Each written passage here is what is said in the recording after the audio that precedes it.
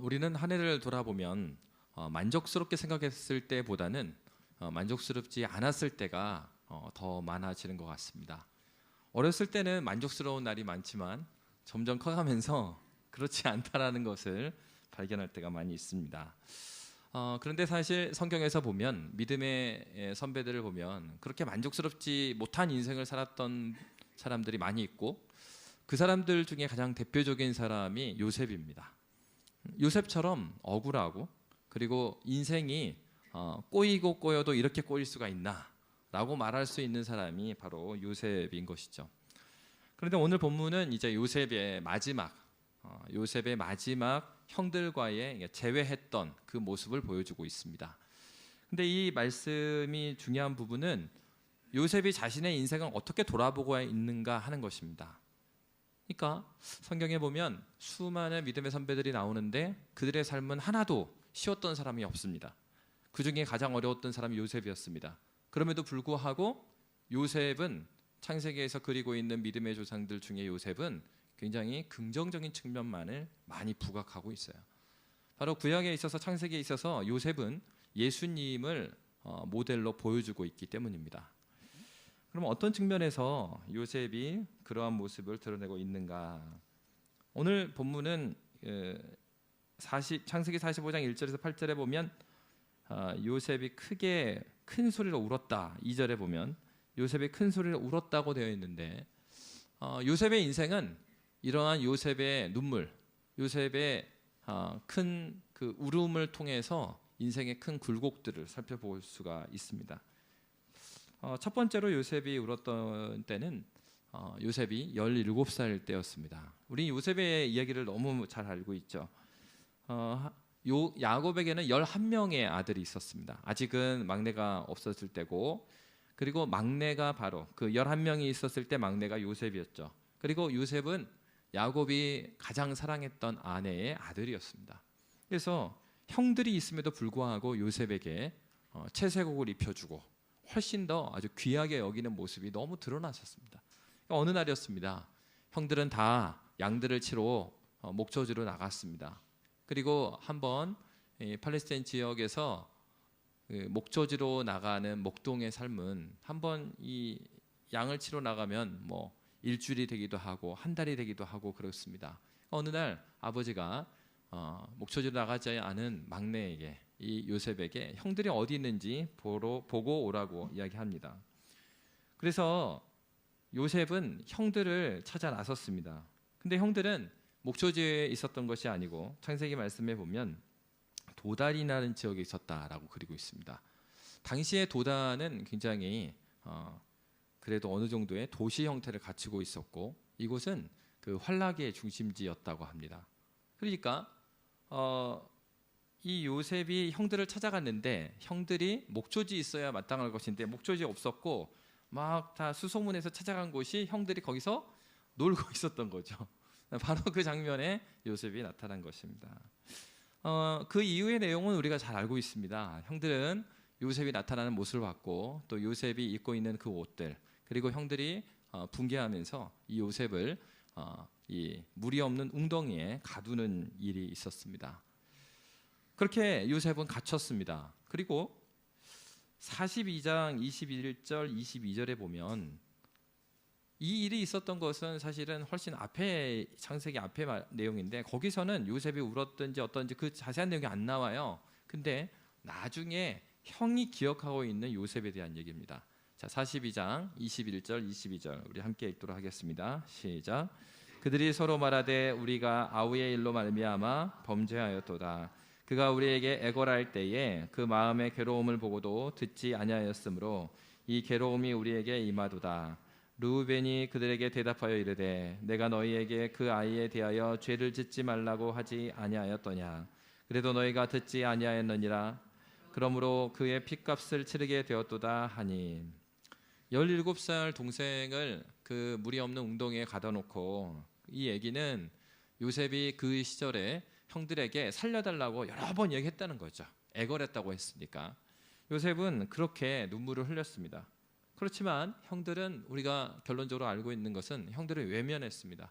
그리고 이 요셉을 애굽으로 이스마엘 상인들을 통해서 팔아버립니다. 종으로 팝니다. 그리고 그 다음은 요셉이 애굽의 종으로 잡혀간 것이었습니다.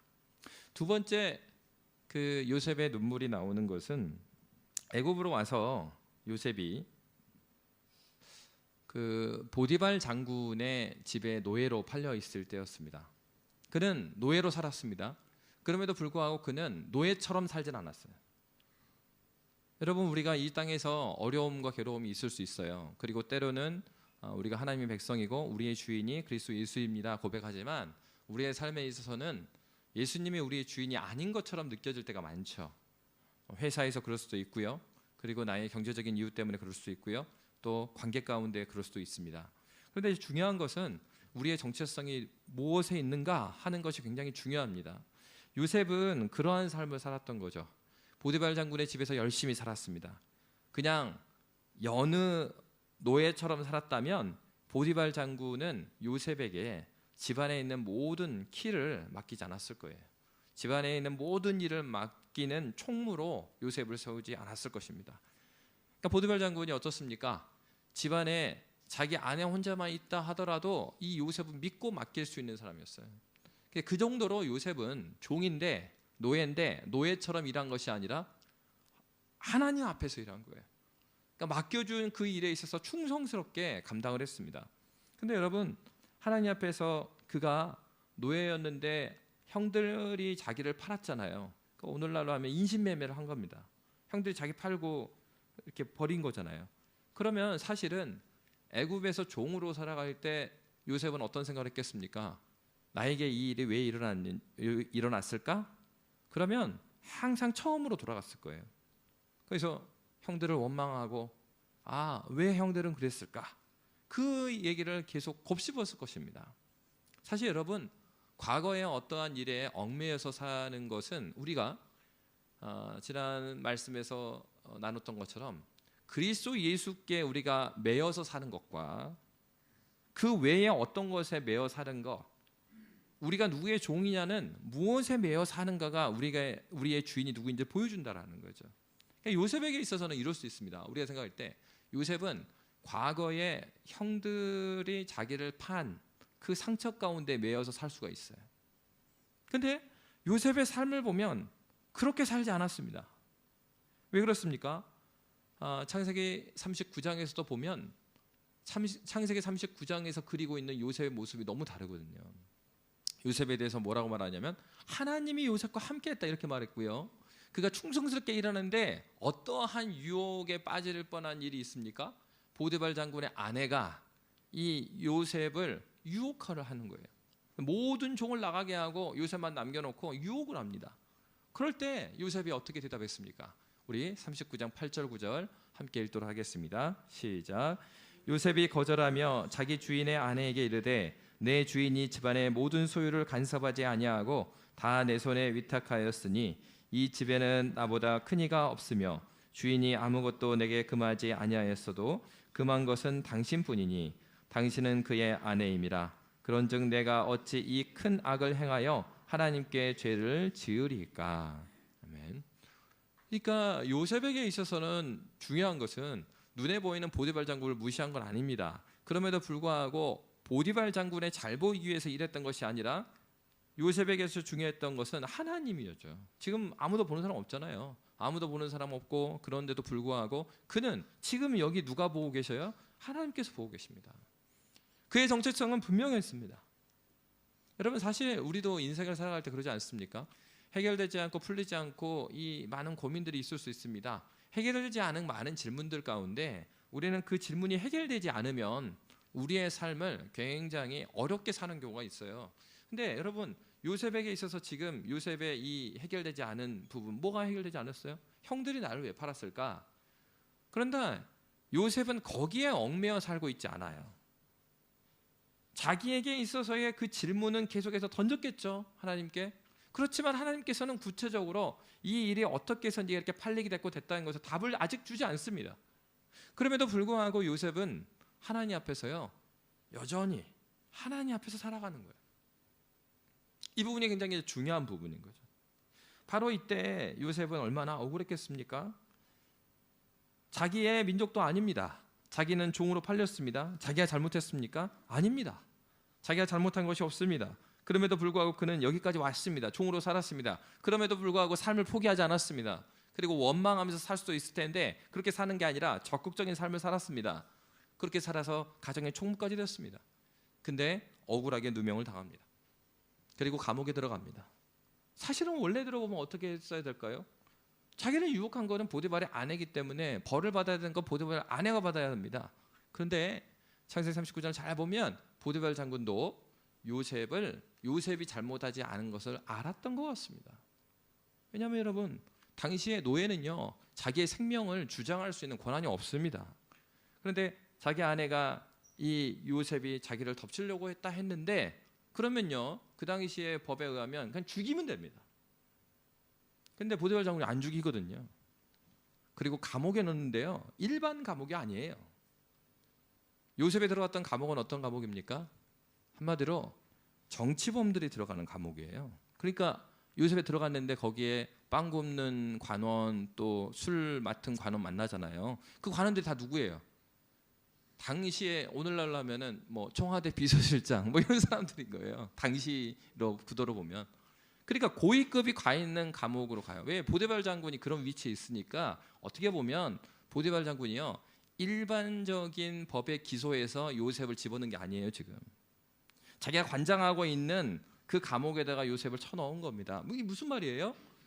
보디발 장군도 밑에 이 종들이 있고 그렇기 때문에 아내가 잘못한 것을 알았을 가능성이 많습니다. 안 그랬으면 죽여야죠. 그리고 안 그랬으면 진짜 일반적인 법의 처벌을 받게 보내야 됩니다. 근데 그렇게 하지 않았어요. 그러면은 이것을 요셉이 몰랐겠습니까? 총무종도 일한다, 모든 것을 나에게 맡겼다라는 건 보디발 장군의 마음까지 헤아리고 있다라는 얘기예요. 그러니까 요셉도 알죠. 궁극적으로 보디발 장군이 알구나. 그런데도 누가 벌을 받고 있습니까? 요셉이 벌을 받고 있습니다. 여러분, 때로 우리 삶을 살아가면은 내가 한 것이 없는데도 불구하고 오해를 받고 굉장히 어려움을 당할 때가 있습니다. 근데요, 중요한 건 그럼에도 불구하고 요셉은 성실하게 살았잖아요. 근데 그 대가가 무엇이었습니까? 감옥에 간 것이었어요. 여러분, 이렇게 되면 우리는 종종 어떻게 합니까? 하나님을 원망하지 않을 수가 없는 경우가 많아요. 절망 가운데 인생이 완전히 끝나버릴 뻔했습니다. 근데 형들이 자기를 팔았을 때도 그는 포기하지 않고 열심히 살았어요. 그리고 그가 이 사건이 있기까지 성경에 보면 10년의 세월이 흘렀습니다. 17살에 팔려서 27살에 이 사건을 당한 거죠. 여러분, 10년의 세월에 있어서 요셉의 삶은 굉장히 쉽지 않은 삶이었을 거예요. 종으로서 인정되기까지 그런 얼마나 많은 일들을 겪었겠습니까? 근데 그렇게 한 결과가 감옥입니다. 죄수입니다. 여러분, 그때 하나님을 원망하지 않겠어요? 하나님께 막 부르짖었을 겁니다. 하나님, 어떻게 이러실 수 있습니까? 다른 사람에게는 이렇게 중간중간 어렵더라도 기쁜 일도 주고 이렇게 하는데 어떻게 저에게는 이런 일들만 주십니까? 우리가 인간적으로 살펴보면 요셉이 이렇게 원망한다 하더라도 우리는 공감이 돼요. 사실 그럴 수 있겠다. 그럴 수 있겠다. 근데 요셉은 감옥에서도 그렇게 살아가지 않습니다. 감옥에서도 마찬가지 환경이 이제 있는 거예요. 만약 요셉이 절망하고 보디발 장군을 원망하고 그렇게 살았다면 거기에 매여서 모든 것에 있어서 굉장히 부정적인 시각으로 바라봤을 거예요. 그런데 이 성경에 보면은 요셉이 감옥에서요 또 인정을 받습니다. 간수장이 그를 인정하는 사람이 돼요. 무슨 얘기입니까? 요셉은요 과거에 얽매이며 사는 사람이 아니었어요. 요셉이 지었던 멍에는 과거에 어떠한 일에 얽매여서 거기 끌려다니는 인생을 산 게 아니라 어떤 멍에를 진 겁니까? 그리스도 예수의 멍에를 진 거예요. 하나님 나라의 백성이라는 그 멍에 가운데 함께하는 그 인생의 방향이 무엇이고 그 목적이 무엇인지 여기에 매여 있었던 거예요. 요셉이 꿈꾸고 계속 기도하는 것은 무엇일까요? 뒤에 쭉 말씀들을 보면 요셉은 자기의 인생의 굴곡에 거기에 파묻혀서 살아간 게 아니라 하나님께서 자신에게 보여줬던 그 비전을 바라보고 그걸 계속 물었던 사람입니다. 창세기 42장 9절에 보면 이런 말씀이 있어요. 우리 창세기 42장 9절 함께 읽도록 하겠습니다. 창세기 42장 9절입니다. 제가 몇 개 지나가서 제가 읽도록 하겠습니다. 함께 읽겠습니다. 시작. 요셉이 그들에게 대하여 꾼 꿈을 생각하고 그들에게 이르되 너희는 정탐꾼들이라 이 나라의 틈을 엿보려고 왔느니라. 여러분, 이 42장의 상황은 이제 가나안에 이 기근이 있어갖고 형들이 식량을 얻으러 왔을 때의 얘기입니다. 이미 이제 이때는 감옥에서 있다가 바로의 꿈을 해석해 주는 일이 있죠. 그 일을 통해서 이 감옥에 있는 죄수였던 요셉이 총리가 됩니다. 바로의 큰 어려움들을 해결해주고 총리가 되어서 애굽에 온 이 가뭄, 그 기근 앞에서의 7년의 풍년 동안에 굉장히 나라가 살 수 있는 정책을 펼쳐서 애굽이 많은 식량들을 다 비축해 주는 상황이고 그 다음 7년이 들어간 겁니다. 근데 그때 가나안 땅에도 큰 기근이 왔기 때문에 먹고 살 것이 없어요. 그러다 보니까 야곱의 아들들이 요셉의 형들이 이제 요셉 그 애굽에 식량을 찾으러 온 겁니다. 그러니까 너무 오랜만에 22년 만에 형들을 마주 대한 장면이에요. 요셉 창세기 기자는 어떻게 받았냐면 오늘 읽었던 42장 9절에 요셉이 그들에게 대하여, 그들이 형들이거든요. 형들에 대하여 꾼 꿈을 생각하고 그들에게 이르되 너희는 정탐꾼들이다 이렇게 말했다고 말합니다. 이 얘기는 형들을 정탐꾼으로 몰고 옛날에 자기를 팔았던 걸 기억하기 때문에 형들을 골탕 먹이라고 이렇게 했던 게 아니에요. 지금 요셉이 어떤 면에서 함정을 막 파놓잖아요. 우리가 많이 들었듯이. 그래서 형들이 스파이로 막 몰리게 만들고 그 다음에 베냐민 동생, 막내 동생 데려오게 만들고 그래서 막내 동생의 주머니에다가 곡물과 함께 그 은잔을 집어넣어서 은잔을 훔쳐간 것처럼 만들어서 베냐민을 나중에 또 따로 막 가두는 이런 일들 있죠. 그러니까 이런 일들을 지금 요셉의 꿈입니다. 근데 요셉이 꿈인 거는 성경의 저자가 뭐라 했냐면 요셉이 그들에게 대하여 꾼 꿈을 생각하고라고 말하고 있어요. 그 얘기는 요셉에게 있어서 풀리지 않았던 건 형들이 나를 왜 팔았을까도 있겠죠. 근데 그 앞전에 요셉에게서는 이렇게 팔리게 된, 형들이 그를 미워하게 된 결정적 사건이 있죠. 그건 무엇이었습니까? 꿈이었어요, 꿈. 그래서 이 목초지에서 이렇게 도단에 있을 때 이 막내 요셉이, 그 당시에 막내 요셉이 왔을 때 형들이 뭐라고 그래요? 저 봐라, 꿈꾸는 자가 오는도다 그러거든요. 그 꿈이 무엇이었습니까? 꿈꾸고서 어떻게 해요? 아버지가 자기를 사랑한다는 상속자를 의미하는 채색 옷을 딱 입고 나타나갖고 막내가 하는 얘기가 형, 내가 꿈을 꿨어.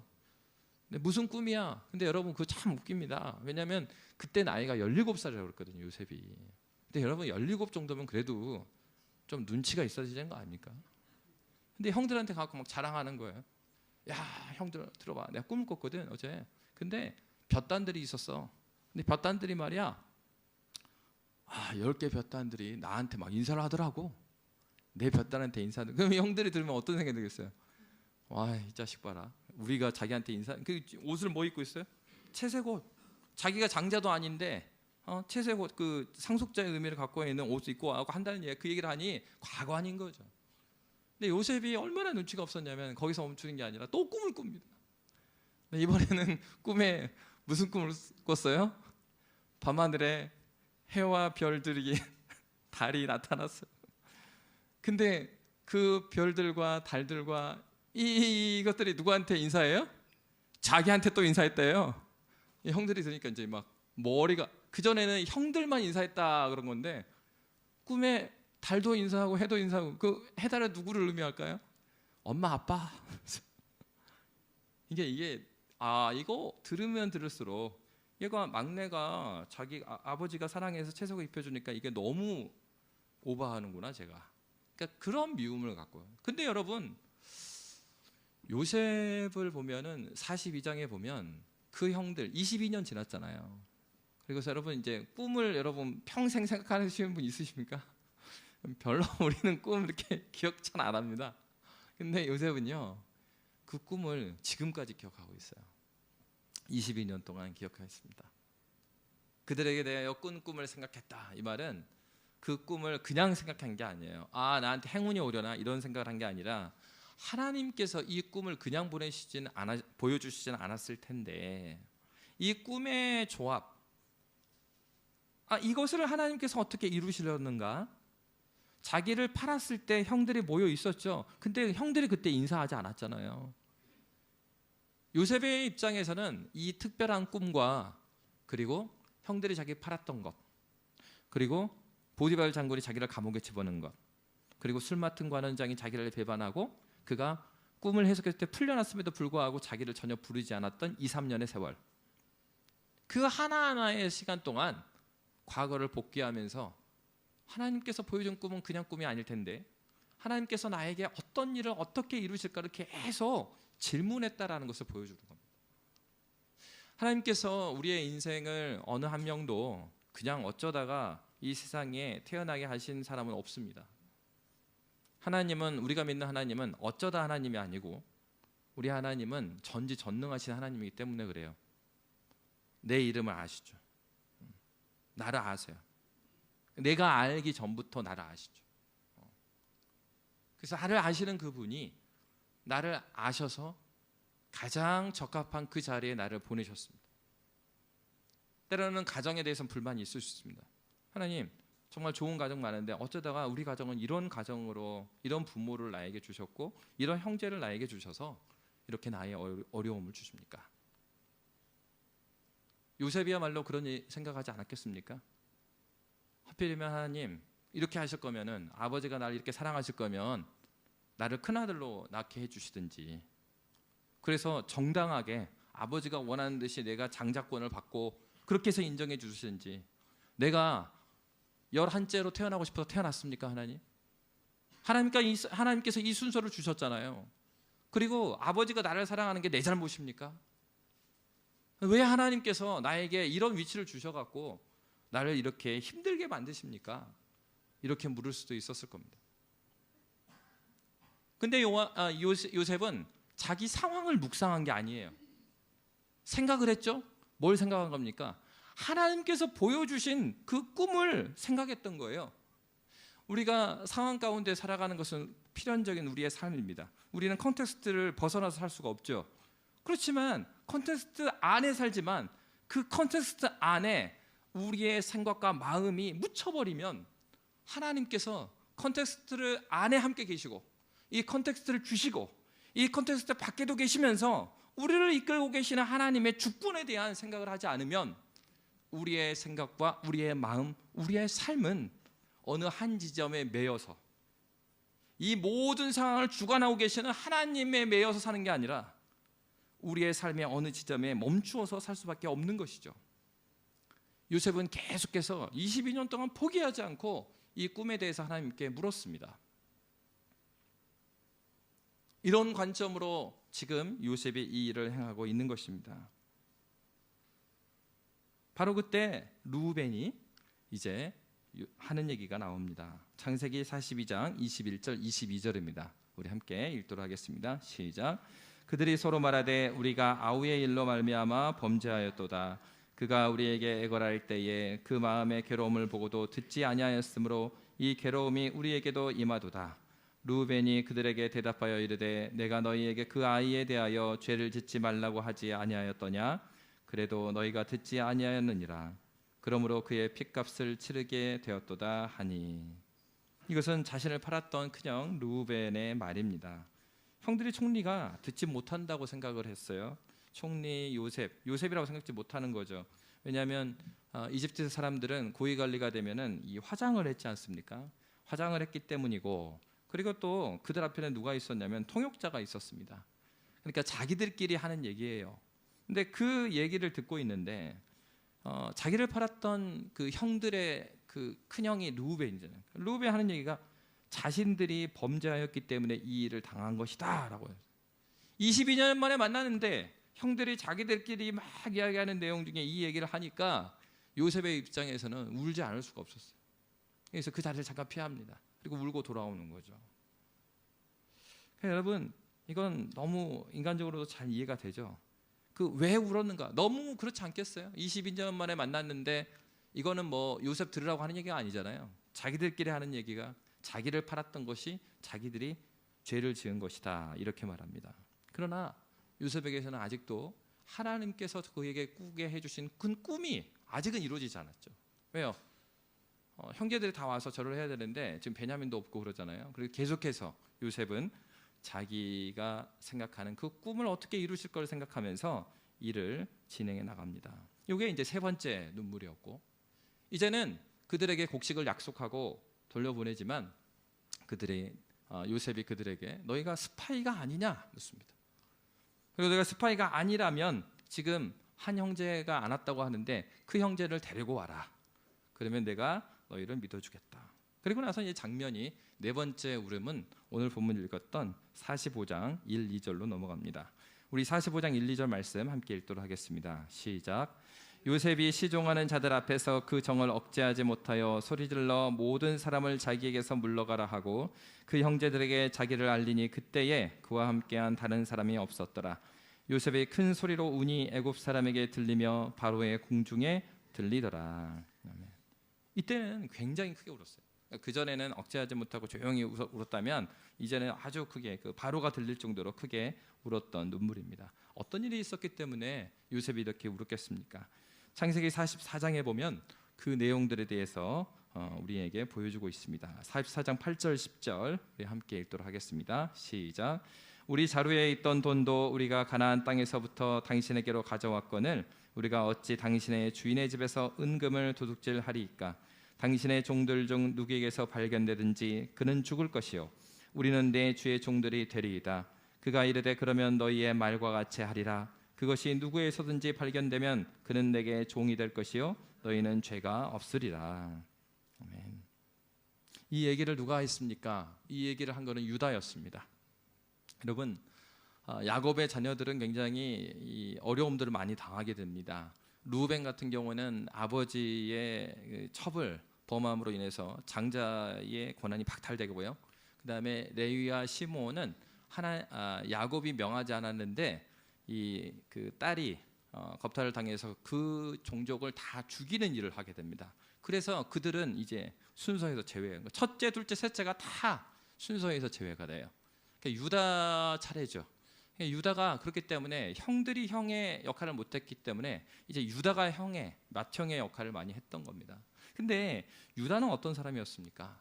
창세기 말씀에 보면은 유다가 이 요셉을 팔았을 때 어떻게 나오냐면 37장 26절에서 27절에 보면 이렇게 나옵니다. 자, 26, 27절 말씀 함께 읽겠습니다. 시작. 유다가 자기 형제에게 이르되 우리가 우리 동생을 죽이고 그의 피를 덮어둔들 무엇이 유익할까? 자, 그를 이스마엘 사람들에게 팔고 그에게 우리 손을 대지 말자. 그는 우리의 동생이요 우리의 혈육이니라 하매 그의 형제들이 청종하였더라. 유다는요 굉장히 실리적인 사람이었어요. 여기서만 그런 게 아닙니다. 그러니까 이런 거죠. 유다도 똑같이 요셉이 밉습니다. 근데 요셉 죽이면 뭐 하겠냐? 죽이지 말고 팔아서 돈을 남기자. 굉장히 실리적인 사람입니다. 계산이 빨라요. 그래서 유다에게 어떤 장면이 나오냐면 요셉의 인생을 설명하는 39장 바로 앞에 갑자기 38장에 보면 그 앞에 37장에서 요셉 얘기 하거든요. 근데 갑자기 38장에 유다 얘기가 나와요. 그리고 39장에 이어집니다. 그럼 38장에 나오는 유다의 얘기는 뭐가 나오냐면 유다가 아들이 3명이 있었습니다. 그리고 아들이 3명이 있었는데 첫째 아들의 아내가 다말이라는 며느리였어요. 그런데 첫째가 아이를 못 낳고 죽습니다. 그러니까 당시에 그 형수 치수제라는 게 있었습니다. 그래서 아들을 낳는 것, 대를 잇는 게 중요했거든요. 그래서 대를 잇지 못하고 아들이 죽으면 둘째가 가서 형수에게 들어가서 대를 잇게 만드는. 근데 둘째가 형수에게 들어왔는데 자기가 아이를 낳으면 이 아이가 자기 아들이 되는 게 아니라 죽은 형의 아들이 돼요. 그래서 그가 그렇게 행하지 않습니다. 그래서 하나님께서 둘째를 또 죽여요. 그러니까 원래는 이 법대로 하면은 이제 셋째를 줘야 됩니다. 근데 유다는 어떤 사람이에요? 굉장히 머리가 계산이 빠른 사람입니다. 유다가 다말에게 셋째를 주지 않습니다. 38장에 보면은 결국은 이 다말이 그 창녀인 것처럼 해서 유다에게 들어가서 아이를 낳는. 그래서 여러분 나중에 보면 예수님의 족보에 다말이 나와요. 놀랍지 않아요? 우리로 하면은 이런 막장 드라마가 그렇게 말할 수 있는데 성경은 그렇게 보고 있지 않아요. 그러면서 유다가 하는 말이 나중에 무슨 얘기를 하냐면은 며느리한테 하는 얘기가 네가 나보다 낫다. 너는 하나님의 뜻을 따라갔구나. 나는 내 인간적인 계산에 따라서 행동했는데 너 하나님을 따라갔구나. 여러분 왜 요셉의 얘기를 쭉 해나가는 게 아니라 그 앞에 유다 얘기를 했을까요? 유다가 지금 45장에서 아주 중요한 44장에서 아주 중요한 말을 하기 때문에 그래요. 유다는 어떤 사람이었습니까? 굉장히 실리적인 사람입니다. 그런 유다가 오늘 본문에 보면 이렇게 말을 했던 거죠. 44장 8절 10절 우리가 읽었는데 44장 10절 말씀을 다시 보면 그가 이르되 그러면 너희의 말과 같이 하리라. 그것이 누구에게서 발견되면 그는 내게 종이 될 것이요 너희는 죄가 없으리라. 이제 그게 이 형제들의 한 얘기죠. 그에 대해서 44장 32, 34절에 보면 우리 함께 읽도록 하겠습니다. 시작. 주의 종이 내 아버지에게 아이를 담보하기를 내가 이를 아버지께로 데리고 돌아오지 아니하면 영영이 아버지께 죄짐을 지리이다 하였사오니 이제 주의 종으로 그 아이를 대신하여 머물러 있어 내 주의 종이 되게 하시고 그 아이는 그의 형제들과 함께 올려 보내셔서 그 아이가 나와 함께 하지 아니하면 내가 어찌 내 아버지에게로 올라갈 수 있으리까. 두렵건대 재해가 내 아버지에게 미침을 보리이다. 동생을 죽이는 것보다는 파는 게 이익이었다. 생명을 대할 때 생명으로 대한 게 아니라 실제적인 실리가 있느냐 없느냐로 생각했던 사람입니다. 근데 그 사람이 지금 누구를 걱정합니까? 아버지를 걱정하고 있어요. 그리고 동생을 걱정하고 있습니다. 중요한 단어 중에 하나가 33절에 보면 이제 주의 종으로 그 아이를 대신하여 머물러 있겠다. 유다가요 자기가 대신해서 감옥에 들어가겠다 한 거예요. 왜요? 그 은잔을 훔쳐간 사람 나오면 그 사람 잡아놓고 너희들은 가라 이렇게 했는데 거기 누구한테 넣어놨어요? 요셉이 베냐민한테 넣어놨거든요. 그러니까 베냐민이 누구 아들인데요? 라헬의 아들이잖아요. 그러니까 야곱의 입장에서는 가장 사랑하는 아내, 가장 사랑하는 아내 라헬하고 결혼하고 싶어갖고 그 삼촌네 집에서 그 고생을 한 거잖아요. 그랬는데 그 사랑하는 아내가 낳은 아들은 이 늑대한테 물려 죽었다고 그랬고 형들이 둘째 하나밖에 안 남았는데 얘마저 이제 감옥에 들어가야 되는 거예요. 근데 바로 이 아이를 대신하여 유다가 자기가 있겠다고 하는 겁니다. 여러분 세월이 많이 지났어요. 22년이 지났어요. 그 세월의 시간 속에 유다에게 있어서도 수많은 세월의 흔적들이 있었던 겁니다. 여러분 우리의 삶은 그냥 흘러가는 것 같지만 그냥 흘러가지 않습니다. 하나님께서 우리에게 있는 많은 사건들이나 관계들이나 또 일이 있는데 어떤 사람은 그 일을 일로서만 지나가는 사람이 있고요. 어떤 사람은 그 가운데 하나님께서 나에게 원하시는 거가 무엇인가를 묵상하는 사람도 있고요.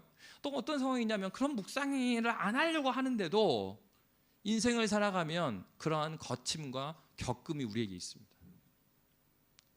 이건 사실은 고통스럽습니다. 고통스럽지만 이 고통은 우리에게 어떤 면에서 축복입니까? 유다와 같은 사람이 이런 인생의 많은 굴곡을 겪지 않았다면 이러한 변화가 유다에게는 있지 않았을 겁니다. 물론 이 말은 많은 고난과 많은 고통을 겪는다고 해서 모두 유다와 같이 변화가 된다는 얘기는 아니에요. 그럼에도 불구하고 더 마음이 강팍해지는 사람이 있습니다. 애굽의 바로 왕을 보십시오. 애굽의 바로 왕은 끝까지 회개하지 않습니다. 끝까지 자기 길을 갔습니다. 그러나 어떤 사람들은 자기 인생에 이런 굴곡이 있을 때 하나님께 묻고 정직하게 묻고 정직하게 직면해서 그 길을 걸어가는 사람이 있습니다. 내 곁에 있느냐 없느냐, 누군가가 내 곁에 있느냐 없느냐 문제가 아니고요. 나에게 이런 사건이 있느냐 없느냐, 항상 좋은 일만 있고 항상 나쁜 일이 있느냐의 문제가 아니에요. 중요한 건 하나님과 함께 있느냐 없느냐의 문제입니다. 하나님과 함께 걸어가는 사람에게는 그러한 많은 아픔들이 하나님을 더 알아가고 닮아가는 변화의 기회가 되는 겁니다. 유다도 많이 바뀌었습니다. 요셉에게 있어서 그런 형들의 변화를 볼 때 얼마나 마음이 아프기도 하고 수많은 장면들이 지나갔겠습니까? 창세기 45장 5절 7절은 이렇게 말하고 있습니다. 바로 그러자 더 이상 이제 요셉은 자신을 감출 수가 없었고 그 가운데 자신을 밝히면서 형들한테 이야기하는 겁니다. 자, 5절부터 7절 함께 읽겠습니다. 시작. 당신들이 나를 이곳에 팔았다고 해서 근심하지 마소서. 한탄하지 마소서. 하나님이 생명을 구원하시려고 나를 당신들보다 먼저 보내셨나이다.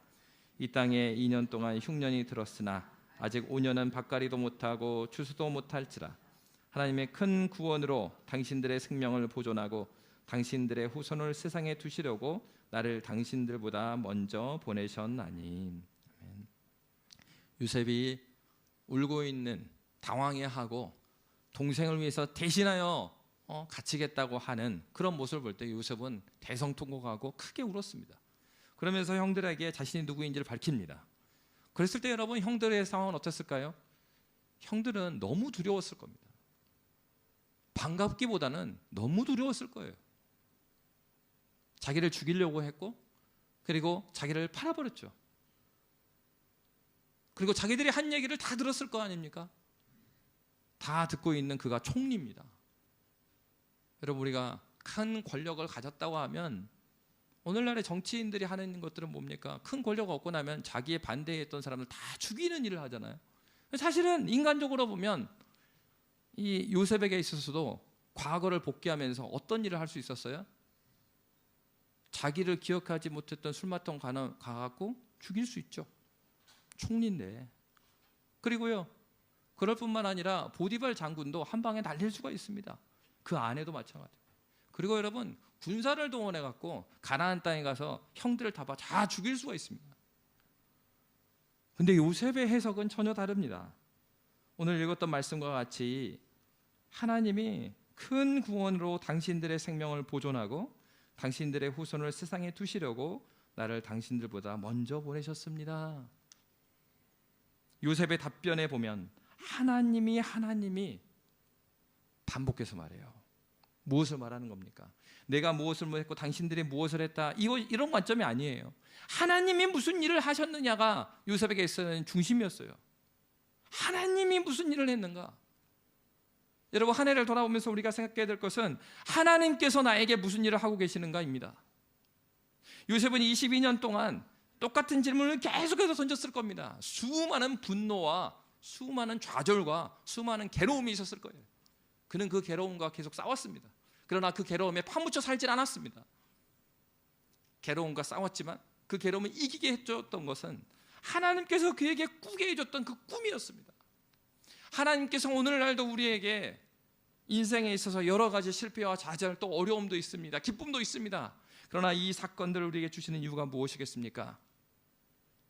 내가 무엇을 했고, 내가 잘못했고, 내가 성공했고, 여기에 집중하기 시작한다면 우리는 우리의 인생의 좌표를 잘못 찍을 수밖에 없습니다.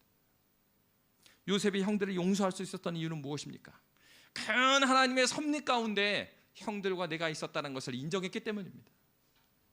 우리는 하나님의 그 섭리 가운데 이 관계 안에 있고요, 이 큰 하나님의 섭리 가운데 이 홍콩 땅에 있는 것입니다. 하나님은 하나님께서 행하실 일을 지금 하고 계셔요. 그러나 우리는 오늘의 시점에서 그것이 무엇인지 알 수가 없어요. 어떤 사람은 알 수 없기 때문에 더 이상 묻지 않는다고 말하는 사람이 있습니다. 그러나 여러분, 우리 중에 요셉과 비교해서 이 22년 동안 포기하지 않고 하나님 앞에서 질문을 던지고 끊이지 않는 그 요셉과 비교할 수 있는 사람이 있습니까? 이런 억울한 일과 그리고 이러한 이런 곤란을 당한 사람이 우리 중에 누가 있습니까? 아무도 없습니다. 요셉은 끝까지 성실하게 하나님께서 지금 무슨 일을 하고 계시는가에 집중했습니다. 2023년을 우리는 마무리하고 있습니다. 이 23년을 잘 마무리하는 것이 24년을 하나님이 주신 은혜 가운데 보낼 수 있는 길이죠. 하루 남은 이 시간 동안 우리는 23년을 생각해 보아야 합니다. 하나님께 주신 은혜가 있어서 정말 좋은 성공을 경험하는 사람도 있겠고, 또 하나님의 은혜 가운데서 실패를 했으나 좋은 실패를 한 사람도 있을 것입니다. 왜 좋은 실패입니까? 요셉은 하나님 중심적으로 자기의 사건을 생각했을 때 그것은 실패가 분명했습니다. 그러나 그것은 좋은 실패가 되었습니다. 누구의 눈으로 봤으니까요? 하나님의 눈으로 봤기 때문입니다. 하나님의 눈으로 우리가 2023년을 바라보고, 하나님의 눈으로 하나님께서는 그럼 지금 나에게 있어서 실패라고 여겨지는 이 일이 하나님의 관점에서는 어떠한 일입니까? 그리고 하나님께서는 어떤 일을 이루기를 원하십니까? 라고 물을 때 우리는 용서할 수가 있습니다. 그리고 우리는 하나님의 하실 일을 기대할 수가 있는 것입니다. 여러분, 어디에 매여 사시겠습니까? 예수님께서는 말씀하셨습니다. 나에게 와서 내 멍에를 치라. 내 멍에는 가벼운 것이라고 말했습니다. 주님과 함께 걸어가고 주님의 관점으로 걸을 때 고통이 있습니다. 그러나 그것은 고통으로만 끝나지 않습니다. 하나님께서 2023년을 우리에게 주셨습니다. 2024년 앞에 우리는 서 있습니다. 여러분, 우리의 시각을 어디를 향하고 이 새해를 맞이하겠습니까? 우리의 시선을 2023년을 바라볼 때 어느 주어를 가지고 이 2023년을 해석해 나가시겠습니까? 하나님께서 저와 여러분에게 오늘이라는 삶에 여전히 섭리하시는 하나님, 선하신 하나님, 지금도 말씀하신 하나님, 우리를 인도하시는 그 하나님의 선하신 손길을 붙들고 이 한 해를 보내고 또 주님이 주신 새해를 맞이하는 믿음의 교회가 되시기를 주의 이름으로 빕니다. 이 시간 함께 기도하도록 하겠습니다. 우리는 요새